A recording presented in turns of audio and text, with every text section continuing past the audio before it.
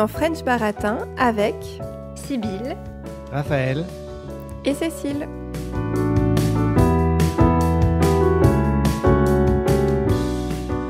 Alors, pour ce nouvel épisode, on va parler de seconde main et plus particulièrement de mode de seconde main.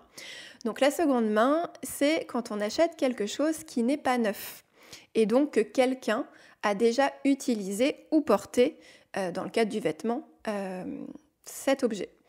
Et il faut savoir que ces dernières années, le marché de la seconde main a littéralement explosé en France.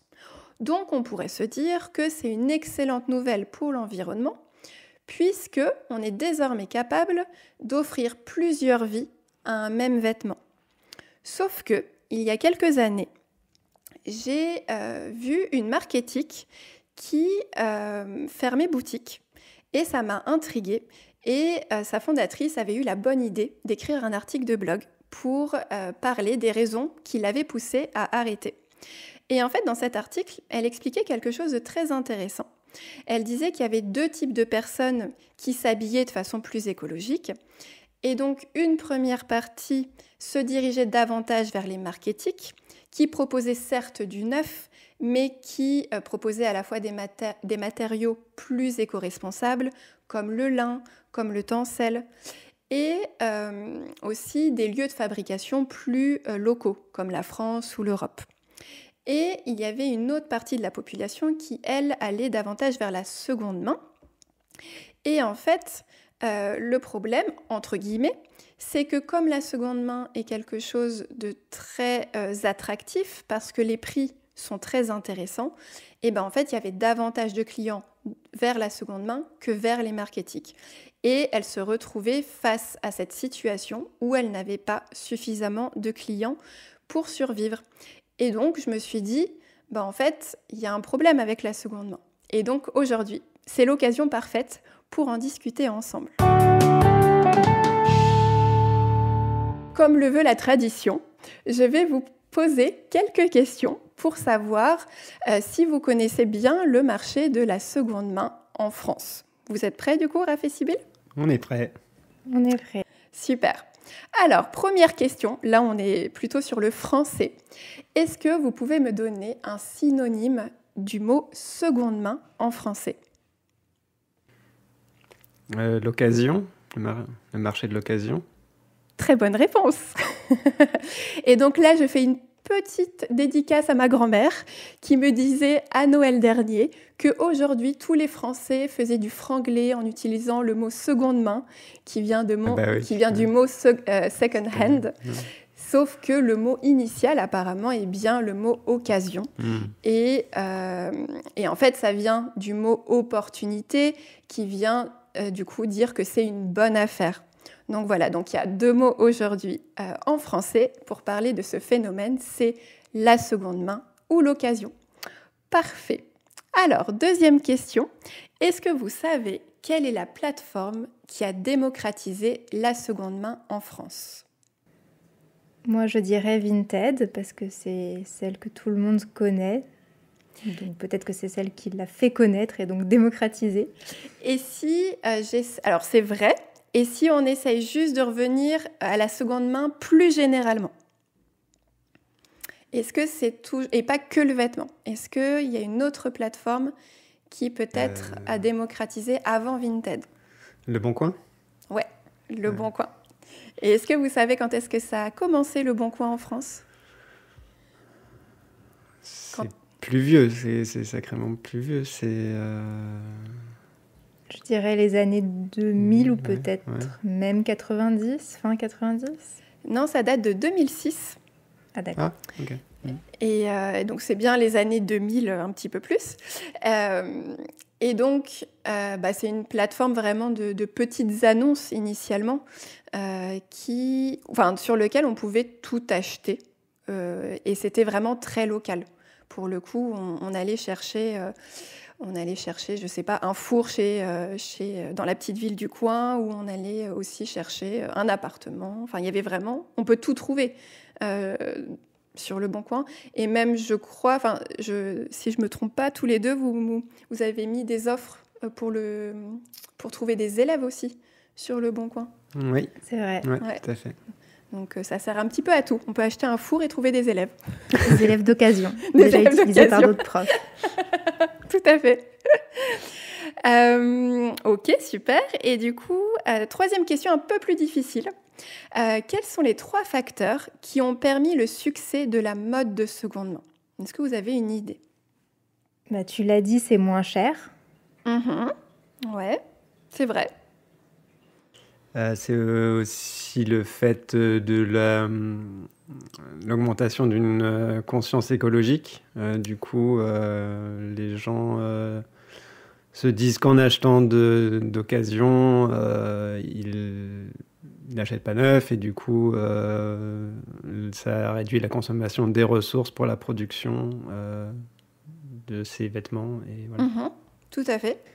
Super. Et après, j'ai une autre idée, mais je ne suis pas sûre que ce soit ça qui ait permis le succès de la mode de seconde main. Mais le grand choix qu'on peut avoir sur Internet, peut-être que c'est facile, en fait, aujourd'hui d'acheter de seconde main. Oui, et notamment par l'arrivée de Vinted aussi, qui a permis un choix énorme. Oui, tout à fait. Et est-ce que vous avez d'autres idées encore? J'ai encore d'autres facteurs. Est-ce que je vous dis ceux que j'avais trouvés? Ah oui, vas-y, dis-nous. On est curieux de Le savoir. suspense est à son comble. Est à son comble, on n'en peut plus. Eh bien, en fait, déjà, ces 10 dernières années, il y a vraiment une explosion de la vente en ligne et, par extension, de la vente en ligne de vêtements. Et en fait, au début, quand la vente en ligne a explosé, on pensait que la vente de vêtements en ligne, elle n'exploserait pas. Parce qu'il y avait vraiment ce frein de l'essayage qui n'était pas possible. Et en fait, il faut savoir qu'aujourd'hui, un produit sur 2 acheté en ligne est un vêtement. Donc c'est assez énorme. Il y a effectivement le choix, et notamment par l'arrivée de Vinted aussi, qui a été très très importante. Et il y a un dernier facteur un peu plus culturel qui est celui de la mode vintage. Parce qu'en fait, de plus en plus, on n'a pas envie que tout le monde porte les vêtements qu'on porte. On a envie d'être unique. On a envie d'avoir une identité vraiment unique à nous, qui soit propre à nous. Et donc, culturellement, forcément, on a eu envie d'aller un peu chiner les pièces d'antan, parce qu'il y avait beaucoup plus de choix, encore une fois, que ce qui était proposé par la fast fashion. Voilà. 4e question. À votre avis, qu'est-ce qui peut expliquer que Vinted a mieux marché que Le Bon Coin? Puisque Le Bon Coin, comme on l'a vu il y a quelques minutes, propose de pouvoir acheter plein de choses de seconde main, mais aussi des vêtements. Est-ce que vous avez des idées? Moi, je me demande si c'est pas les filtres sur le site de Vinted, parce que, oui, pas seulement Vinted, mais peut-être tous les sites internet qui proposent des vêtements de seconde main permettent de classer ces vêtements par taille, par couleur, par marque, et c'est donc assez pratique de s'y retrouver. Je ne pense pas que Le Bon Coin ait autant d'options proposées lorsqu'on fait une recherche. Oui, tout à fait. Il y a énormément de fonctionnalités sur l'application de Vinted qui s'est spécialisée initialement dans le vêtement. Donc forcément, ils ont été beaucoup plus précis que pouvait l'être Le Bon Coin. Et ergonomiquement parlant, Vinted est beaucoup plus agréable à regarder et à utiliser que Le Bon Coin, qui a toujours gardé cet aspect un peu vieillot, même si... comme on savait qu'on trouvait souvent ce qu'on voulait sur Le Bon Coin, on y allait, mais qui n'avait pas ce côté un peu ludique aussi par rapport à Vinted. Et enfin, dernière question, quel est le premier pays utilisateur de Vinted? Je sais pas. C'est pas grave. Sybille, une idée? Moi, j'ai l'impression qu'on l'utilise beaucoup en France et en plus, on est un pays qui comporte pas mal d'habitants. Donc, je dirais la France. Eh bien, félicitations. C'est une bonne réponse pour Sybille. Et les chiffres sont assez impressionnants parce qu'il faut savoir déjà qu'en France, on est 67 millions d'habitants Et il y a 23 millions d'habitants qui sont utilisateurs sur Vinted. Donc c'est assez énorme. C'est quasiment un Français sur 3 qui est sur Vinted. Et c'est une marque initialement qui était lituanienne, enfin qui est toujours originaire de Lituanie, et qui avait décidé de s'exporter aux États-Unis très rapidement. Et ça marchait plutôt pas mal. Ils avaient fait, je crois, des levées de fonds. Mais ce n'était pas suffisant vraiment pour en vivre. Et en fait, ils avaient fait appel à une personne pour remonter la barre. Et il avait proposé vraiment de se focaliser sur la France. Et en fait, c'est grâce à la France que Vinted est aussi, est aussi connu aujourd'hui. Parce que on était prêts psychologiquement, d'une certaine façon, à acheter de seconde main. Et notamment, je pense que en fait, c'est aussi grâce au Bon Coin, qu'on était prêt psychologiquement à passer vraiment à la mode de seconde main et pas juste la seconde main en général, qui était peut-être plus sur les objets. Voilà. Donc, pour la petite histoire sur la seconde main en France et Vinted. Mais félicitations à tous les deux. Merci. Vous avez très bien réussi le texte. Maintenant, je vous propose de partager votre expérience et de savoir un petit peu, justement, est-ce que vous portez aujourd'hui des vêtements de seconde main ? Si oui, par quel canot vous utilisez ? Et sinon, quels sont les critères pour acheter vos vêtements aujourd'hui ? Voilà. Est-ce que, Sybille, tu veux commencer ? D'accord. Moi, là, sur moi, par exemple, je porte, alors, j'allais dire 2 vêtements sur 3 qui sont issus de Vinted. Je ne porte pas vraiment que 3 vêtements, mais il y en a 3 que je vois. C'est déjà pas mal, 3 vêtements. Oui, un t-shirt, un pantalon et un gilet. Et le gilet et le t-shirt viennent de Vinted. Donc oui, j'utilise pas mal ce site internet qui me plaît pour plusieurs raisons. Pour le côté a priori écologique, effectivement, la dimension économique et aussi beaucoup pour moi la dimension pratique parce que je n'aime pas trop aller dans les magasins où je trouve qu'il fait souvent trop chaud, il y a trop de musique et je n'aime pas y passer du temps.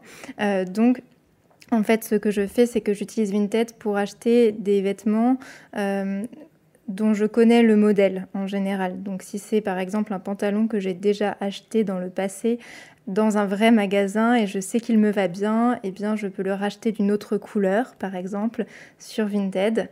Au niveau des ventes, en revanche, j'en ai fait quelques-unes parce que j'avais acheté justement des pantalons que je n'avais pas eu l'occasion d'essayer, mais qui étaient d'une marque dont je savais qu'elle se revendrait très bien, donc je n'ai pas eu peur d'acheter en sachant que j'étais sûre de revendre. Mais en général, je préfère quand même donner les vêtements que je n'utilise plus plutôt que de gagner quelques euros et surtout je garde les vêtements que j'ai parce que je les aime bien et que je n'achète pas non plus des dizaines et des dizaines de vêtements, donc je n'ai pas de trop plein de vêtements chez moi, mais ça me fait penser aussi à parler de l'exemple d'une amie qui, elle, fait un troc de vêtements chez elle. Et en fait, ce qui est sympa dans son système de troc de vêtements, même si le public est plus limité que sur Vinted, par exemple, c'est qu'elle personnalise l'échange de vêtements parce que chaque personne qui donne un vêtement, qui propose son vêtement, raconte son histoire. Donc, elle dit j'ai passé une très belle journée d'été ensoleillée dans cette petite jupe et elle vous apportera plein de bonheur si vous faites aussi un pique-nique. Voilà. Et donc, je trouve ce concept assez sympathique comme expérience. Alors moi, je l'inclus dans mon expérience parce qu'une fois, je lui ai donné un vêtement et j'en ai récupéré 2. Voilà, mais j'ai pas encore beaucoup pratiqué ça, mais je trouve ça très sympathique. C'est très poétique. Et toi, Raphaël, alors, qu'est-ce que tu fais ? Est-ce que toi aussi, tu achètes sur Vinted ? Alors non, pas du tout systématiquement. J'ai une fois acheté quelque chose sur Vinted, c'était un blouson. Mais en fait, moi, dans le passé, j'achetais quand j'étais étudiant et après, j'achetais toujours mes vêtements chez Célio, qui est une entreprise de prêt-à-porter française. Voilà, c'est comme H&M ou d'autres. Mais voilà, ces vêtements, niveau qualité, on sait bien qu'ils sont quand même pas terribles. Au bout d'1 ou 2 ans, ils sont usés, on est obligé d'en racheter. Voilà, c'est de la fast fashion. Voilà. Et puis au bout d'un moment, j'ai aussi commencé à avoir plus une conscience des enjeux écologiques et sociaux aussi, beaucoup de la fast fashion, des impacts en fait. Et du coup, j'ai commencé à m'intéresser plus aux marques qui avaient une approche plus écolo ou axée sur des vêtements de meilleure qualité. Et en fait, moi, mon approche maintenant, c'est plutôt de d'acheter des vêtements qui seraient de meilleure qualité et qui du coup dureraient plus longtemps et de préférence, enfin même de grosse préférence, produits dans des conditions sociales et écologiques correctes, quoi.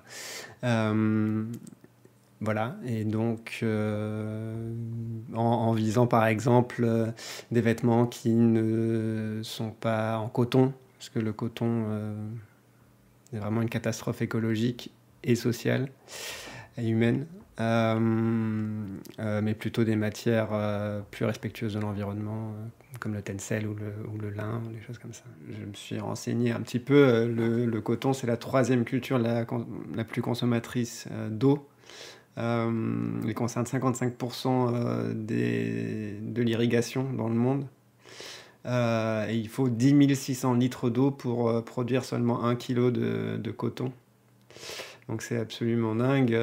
Et c'est notamment, par exemple, la mer d'Aral en Asie a été asséchée à cause de la production du coton, parce qu'ils ont détourné des fleuves pour l'irrigation. Et du coup, la disparition de la mer d'Aral, mais ça a aussi un gros impact sur les gens sur les cultivateurs en fait du coton à cause de l'utilisation des pesticides.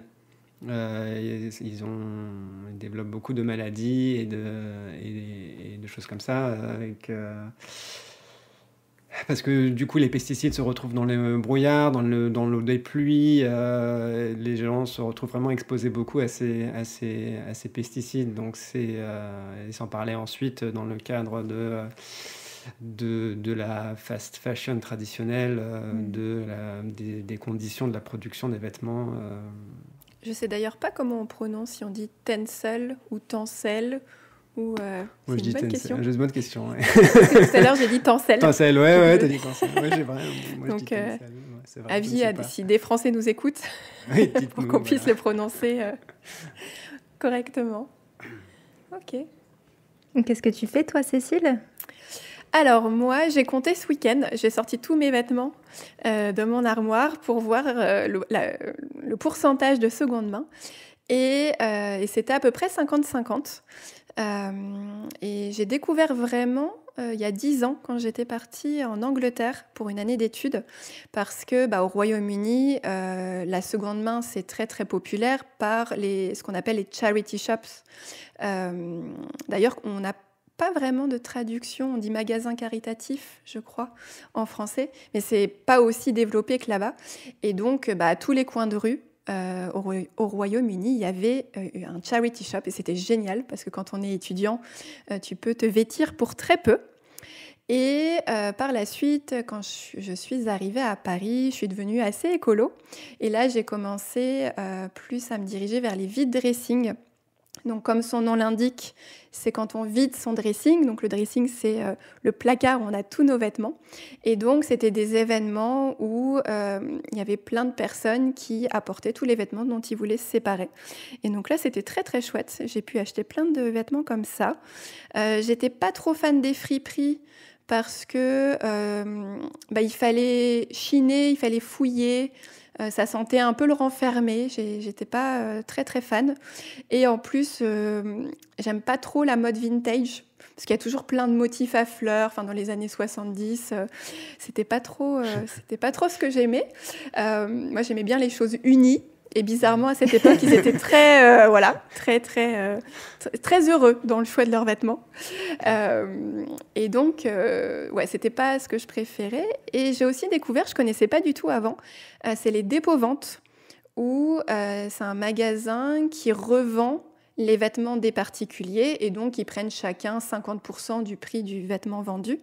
Et donc j'ai commencé à acheter quelques vêtements comme ça, et par la suite, je suis devenue moi-même revendeuse. Donc ça, c'était sympa aussi, mais c'était plus des vêtements un peu de marque. J'étais arrivée, je me rappelle, la première fois avec 2 valises entières de vêtements dont je voulais me débarrasser. Ils ont accepté un manteau sur les 2 valises. Ils étaient un petit peu élitistes, on va dire, en termes de vêtements. Donc voilà. Mais c'est vrai que c'était assez pratique. Et en fait, moi, j'utilise pas du tout Vinted. J'ai jamais téléchargé l'application. Je suis déjà allée un petit peu par curiosité pour voir ce qu'il y avait sur Vinted. Mais justement, moi, il y a trop de choix. Enfin, c'est trop compliqué. Après, je sais qu'il y a les filtres et tout ça. Mais et puis, j'ai besoin d'essayer. J'ai quasiment jamais acheté un vêtement en ligne parce que j'ai besoin d'essayer. J'ai pas envie forcément de retourner le produit parce que pour des questions écologiques, je trouve ça assez limite. Et j'essaye de privilégier les marques, les marques éthiques, mais en fait, souvent, elles n'ont pas de boutique physique. Donc, tu peux pas non plus essayer, donc c'est un peu frustrant. Et les seuls vêtements où j'arrive à acheter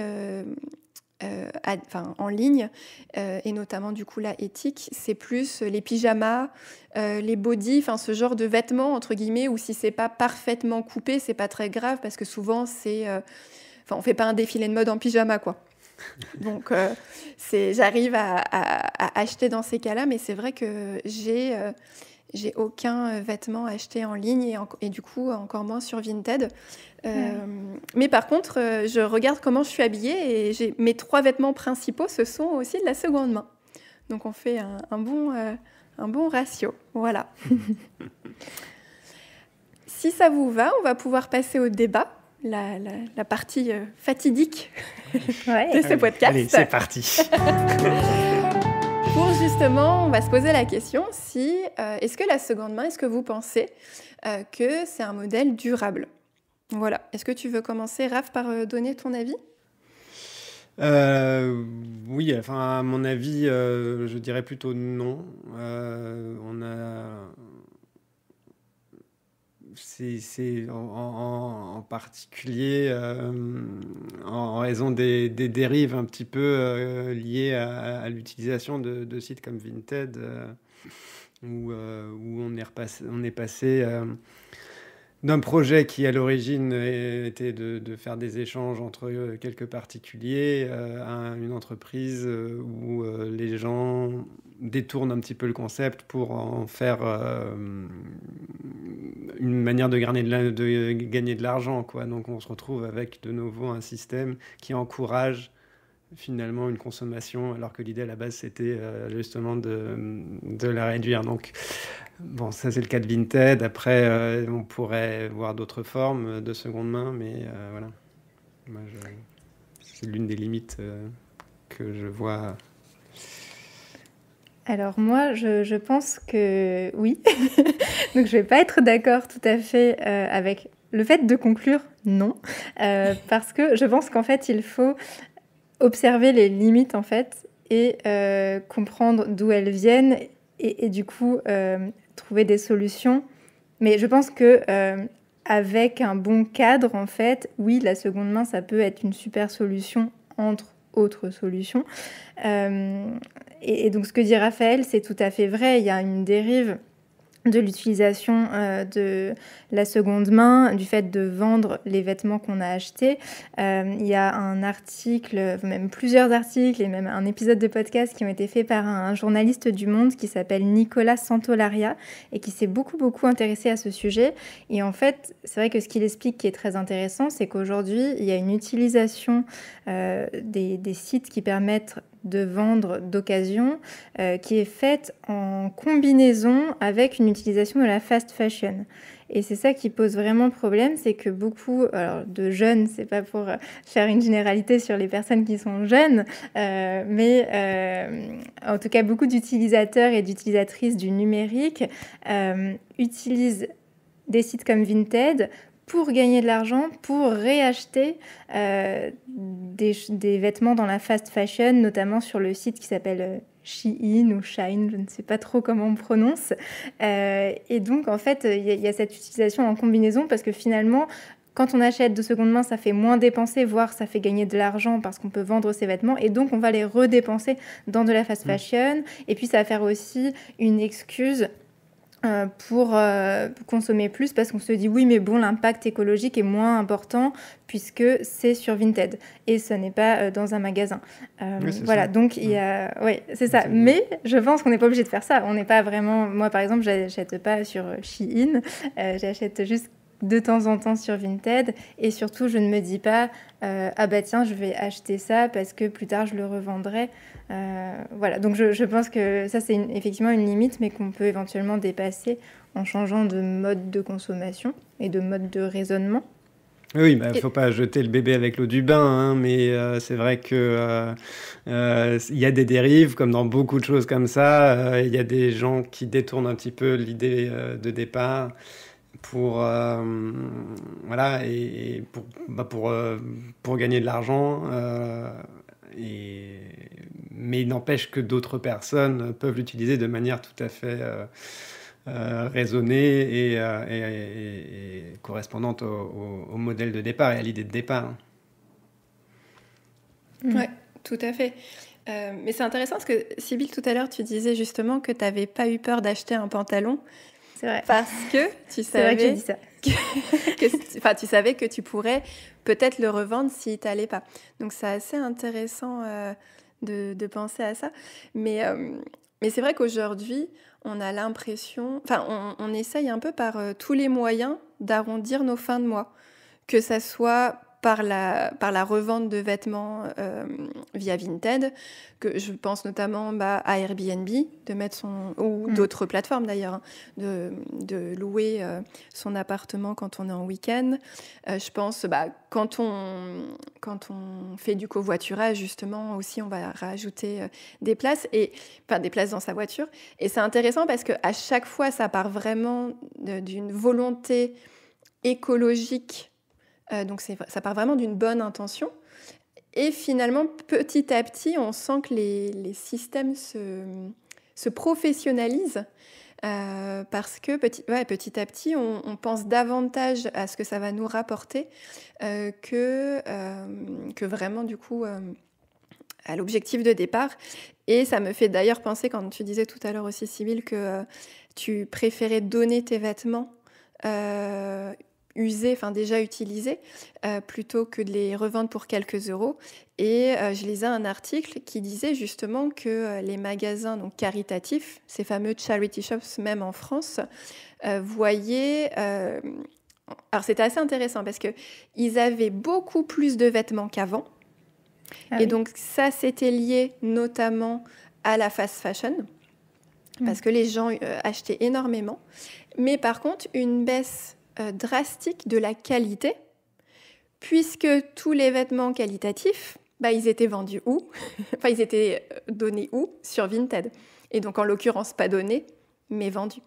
Et donc, c'était terrible pour ces magasins-là, parce qu'ils se retrouvaient avec un travail supplémentaire de par la quantité, mais une possibilité moindre de les revendre, puisque ils étaient en très mauvais état. Donc c'était un vrai problème à ce niveau-là. Et c'est là où on sent un modèle un peu plus individualiste qui se crée au détriment des magasins de dons qui rappelons-le, se permettent aussi à des personnes en réinsertion de contribuer à une mode plus éthique.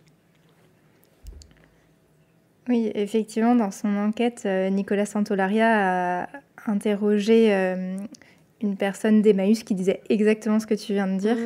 Et ce qui était intéressant, c'est qu'il y avait la notion qu'on se transformait tous en micro-capitalistes à vouloir tout faire payer. Par exemple, au lieu de prêter sa perceuse à son voisin, de la même manière qu'on va mettre un vêtement sur Vinted, et ben, on va la mettre sur une plateforme pour la louer.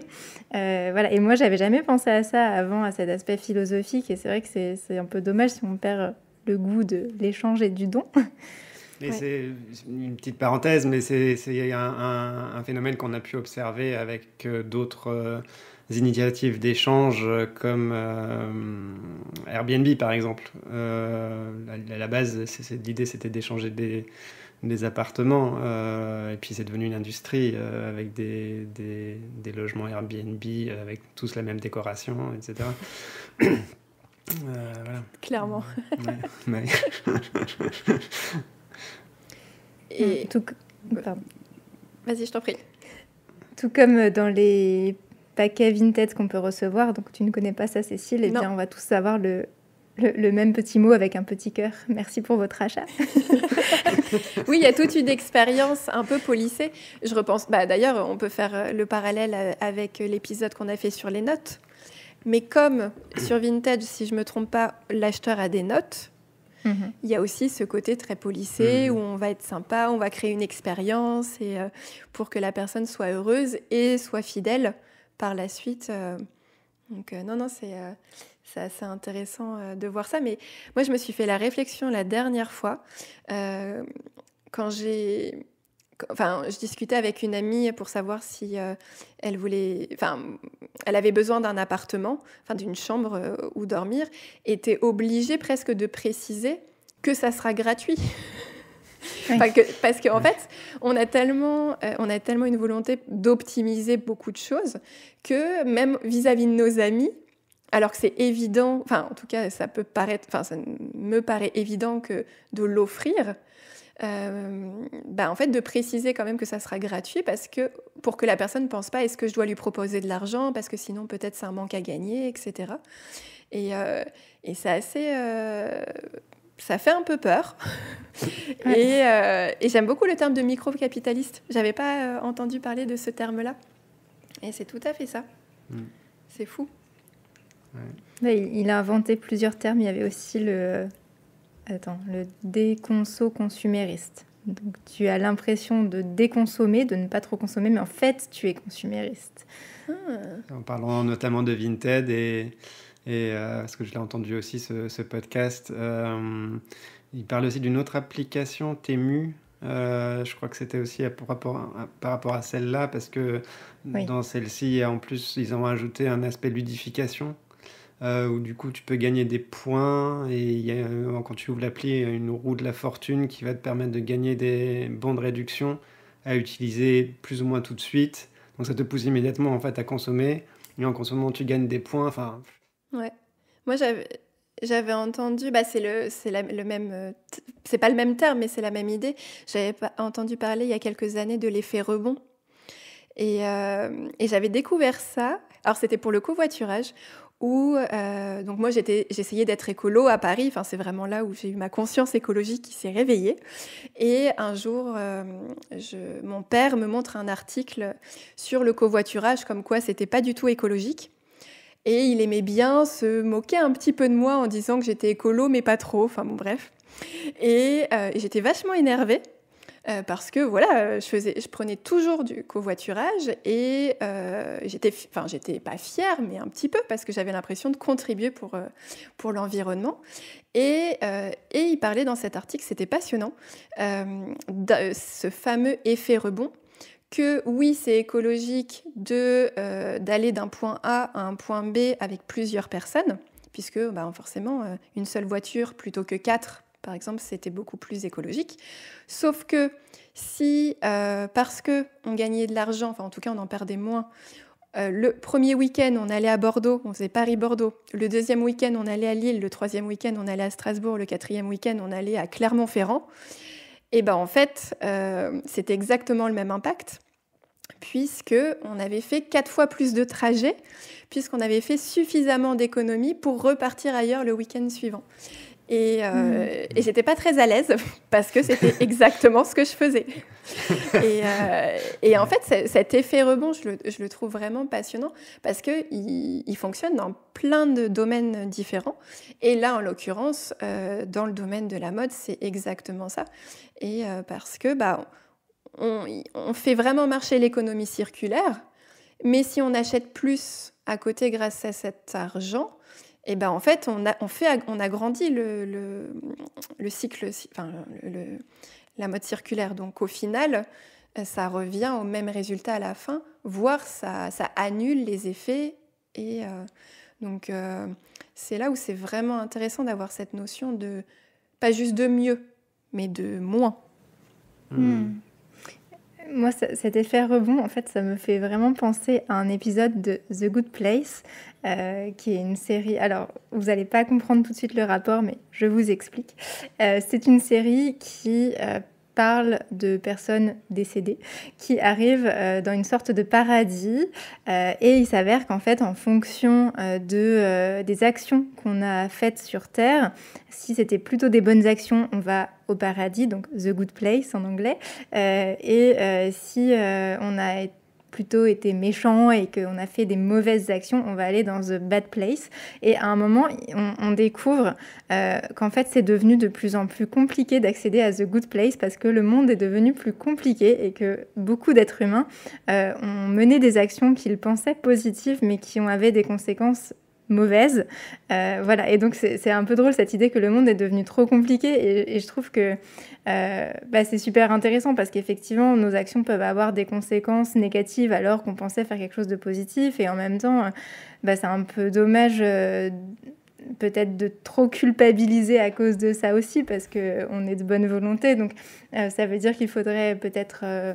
que faire des bonnes choses soit plus facile, qu'on contrôle mieux les conséquences de nos actions. Mais en tout cas, voilà, c'est une réflexion que j'avais sur le fait que, comme on dit en français, l'enfer est pavé de bonnes intentions. Donc parfois, on veut faire des bonnes choses et en fait, elles sont plutôt négatives au final. Ouais, non, c'est vrai. Ouais, mais ça me fait penser à ce que tu viens de dire, Cécile, par rapport à pas seulement mieux, mais moins en termes de consommation. Et c'est vraiment ça, c'est là qu'on peut consommer malgré ce cadre un petit peu compliqué où on peut se retrouver à partir de mauvaises intentions, mais de bonnes intentions et se retrouver entre guillemets en enfer, in the bad place. Une bonne approche, c'est peut-être de rester dans l'idée de consommer moins, éventuellement mieux en termes de qualité, mais ça peut être l'approche de chacun, à chacun de voir, mais surtout aller vers le moins. Voilà. Il y avait une influenceuse que j'aime beaucoup, dont j'ai perdu le nom, qui a écrit un livre justement sur le consommer moins et le consommer mieux mais moins. Et d'ailleurs, c'est elle qui parle de la méthode bisou, qu'on peut utiliser justement pour... c'est un acronyme qui permet à chaque achat de se poser des bonnes questions. Et ça a été repris énormément en France, cette méthode justement pour avoir des choix plus raisonnés avant l'achat. Et elle expliquait dans son livre justement, parce que le slogan un peu de la mode responsable, en tout cas pour encourager les gens à consommer de manière plus responsable, donc c'est consommer moins mais mieux. Et elle disait que les gens s'étaient d'abord intéressés au consommer mieux. Et ça fait, on va dire... Ça fait peut-être depuis 2015 vraiment où il y a eu une explosion des solutions plus écologiques, plus durables.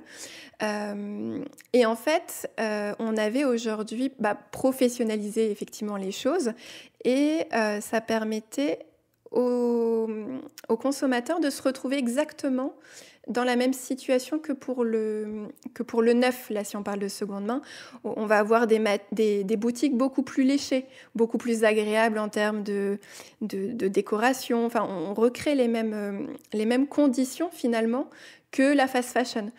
Pareil pour les applications. Le Bon Coin, c'était très artisanal. Vinted, c'est clairement c'est très bien pensé pour qu'on ait envie d'acheter mieux, entre guillemets.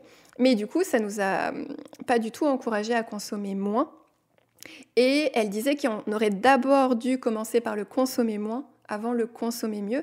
Sauf que psychologiquement, c'était très dur parce que les options étaient très alléchantes.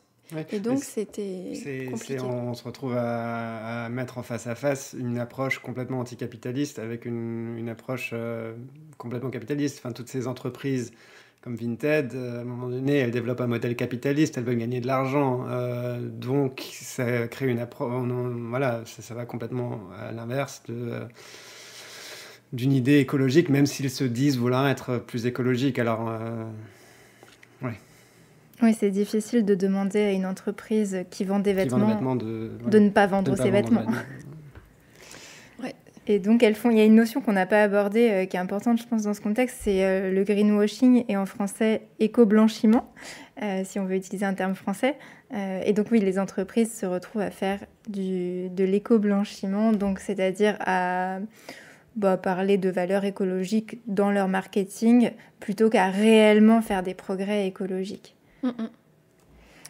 Et alors, est-ce que je peux rebondir aussi encore sur c'est ce que vous venez de dire, que finalement, il y a une opposition entre consommer mieux et consommer moins, et qu'il faudrait avoir la démarche donc de moins consommer.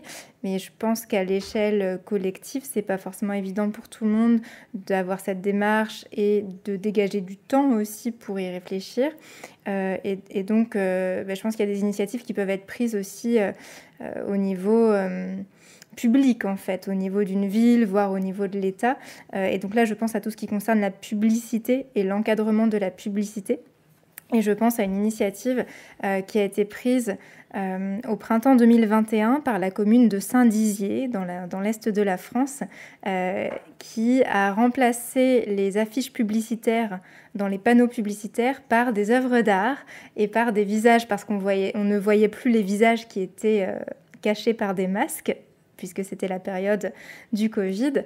Et donc, en fait, en supprimant la publicité, mais en la remplaçant par de la culture, ils ont enjolivé leur ville. Le nom du projet, c'était une phrase de Dostoïevski, « La beauté sauvera le monde », donc très poétique. Et surtout, peut-être qu'ils ont réduit l'envie de consommer très vite et très fréquemment. Voilà. Et ça, il y a un reportage qui est intéressant là-dessus dans le podcast Les Pieds sur Terre. Et j'en profite pour dire que c'est un podcast produit par France Culture. Je m'étais trompée la dernière fois que j'ai parlé de ce podcast. Ok. Je vous propose peut-être de partager, si vous avez des alternatives qui sont encore mieux que la seconde main. Quelles sont-elles ? Est-ce que, Sybille, toi, tu as une... Alors, moi, j'ai entendu parler de la location de vêtements. Je ne l'ai jamais fait parce que je ne suis pas assez intéressée par la mode pour avoir envie de recevoir tous les mois des nouveaux vêtements. Mais c'est quelque chose que je pourrais faire peut-être pour des occasions, par exemple pour louer une belle robe pour un mariage. Ce serait peut-être une bonne idée. Donc, je suis allée sur le site internet d'une de ces entreprises qui s'appelle Le Closet et qui propose en fait à ses utilisateurs de louer des vêtements, je crois entre 3 et 8 vêtements, quelque chose comme ça chaque mois. Et ils donnent les résultats en termes écologiques. Alors évidemment, c'est eux qui nous les donnent, donc ça pourrait aussi être de l'éco-blanchiment. Mais ce que je voulais partager avec vous, c'est qu'ils disent que quand même 75% de leurs abonnés disent qu'ils achètent moins de vêtements neufs. Voilà, on ne sait pas s'ils achètent moins de vêtements tout court. Ils ont dit aussi que ça permettait d'éviter 7 millions de douches. Et alors au début, j'ai pas compris du tout. Je me suis dit, mais les gens ne se douchent plus parce qu'ils portent des vêtements qui ne sont pas les leurs. Je ne comprends pas. Et puis après j'ai réfléchi sur mon vélo, moyen de transport écologique, tout ça. Et là, j'ai compris que c'était un équivalent et qu'il voulait juste dire qu'ils évitaient 550 millions de litres d'eau qui auraient été utilisés dans la production de ces vêtements. Voilà. Et donc, ça semble avoir un impact écologique important. Je ne sais pas si c'est la réalité. Et pour ma part, une des alternatives que je vois, donc c'est toujours de rester dans la seconde main, parce qu'il y a énormément d'avantages à la seconde main, puisqu'on ne réutilise pas les matières premières, on crée pas de déchets, on ne crée pas de transport supplémentaire, etc. Mais par contre, c'est de faire de la seconde main qu'avec des vêtements éthiques, justement pour vraiment combiner les avantages des deux et pour vraiment refonder finalement les structures de l'industrie de la mode qui est aujourd'hui une des industries les plus polluantes au monde. Et il y a une personne qui a eu cette excellente idée de créer cette entreprise et elle s'appelait initialement Ethic 2 End, donc Ethic to End, je ne sais pas exactement comment le prononcer, et ça a été renommé récemment en Reloved, donc aimer de nouveau. Et donc sur cette plateforme, c'est vraiment une plateforme de mise en relation entre particuliers pour revendre des vêtements, mais que de marques éthiques. Et elle propose également aux marques éthiques de vendre leur fin de série, justement. Et pour moi, c'était un peu le meilleur des deux mondes que je trouvais intéressant. Voilà. C'est intéressant. Et donc, pour conclure, je vais vous demander à chacun si vous avez un petit mot à rajouter sur le sujet de cet épisode. Moi, je pense que ce serait intéressant de trouver des solutions pour mieux communiquer justement sur les modes de consommation écologiques et éthiques. Et à l'inverse, pour moins communiquer sur la fast fashion et toutes ces manières de consommer qui sont en fait pas du tout écologiques. Voilà. Et donc peut-être au niveau des institutions publiques de mettre moins de publicité pour la mode. Alors, il ne s'agit pas d'interdire comme avec le tabac ou l'alcool, mais quand même peut-être leur laisser moins de place et au contraire laisser plus de place aux initiatives intéressantes et écologiques. Très intéressant, ouais. J'étais en train de penser à quelque chose comme ça aussi, ouais. Sensibiliser plus la population aux impacts écologiques et sociaux de ce genre, de cette consommation-là de la mode. Et toi, Cécile, alors qui connais très bien le sujet, comment est-ce que tu conclus ? Eh ben moi, j'aimerais bien que le gouvernement fasse un petit peu plus pour la mode éthique, pour que justement les marques de mode éthique puissent survivre, encore plus en ces temps de crise, parce qu'on sait que c'est très très compliqué en ce moment.